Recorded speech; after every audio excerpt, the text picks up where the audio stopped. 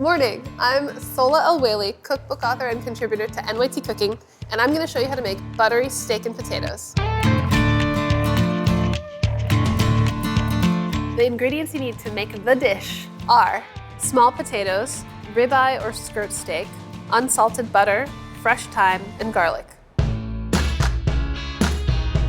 So first off, I've got these little potatoes, and I'm just gonna cut these in half. You can just use like a russet and cut it into 1-inch chunks, but these are cute, you know?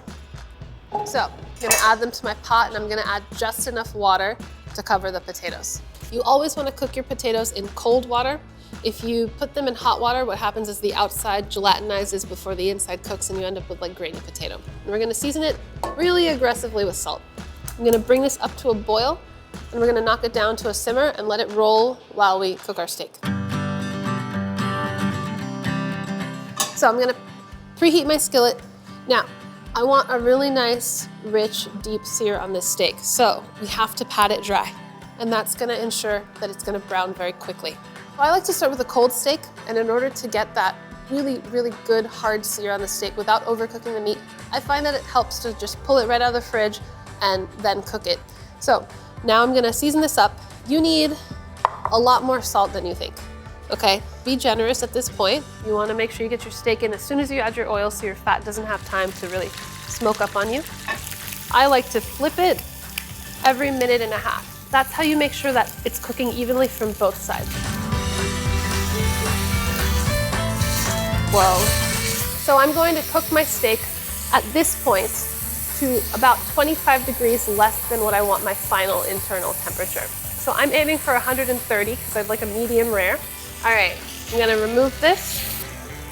Now, I'm gonna pour off this fat because it's gonna kind of have like a overcooked smoked flavor. We don't want that. And I'm gonna wipe out my skillet. So now we're gonna move on to the butter base. Into my pan, I'm gonna add my butter. This is 4 tablespoons of butter, 4 garlic cloves that have been lightly smashed, some sprigs of thyme, and then we are going to bring this on low heat and return our steak to the skillet. So I'm just basting for a couple minutes, like about a minute aside. Okay, so we've butter basted our steak, and we're gonna pull it off and let it rest. Now I'm gonna crack over my black pepper.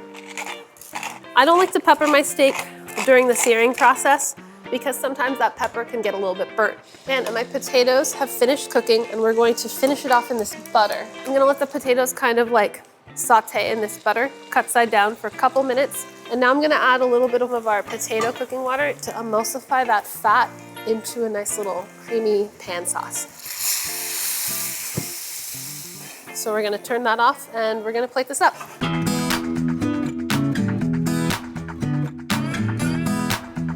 The best part of this for me is the butter paste. You really, really taste the butter, the garlic, the thyme, little potato. Super creamy. I hope you try this. It's a really easy way to have steak and potatoes. Have a plate, share it with a loved one. Wow. That was delicious. Delish. Give me some peppercorn sauce. That'll do it for us. See you tomorrow.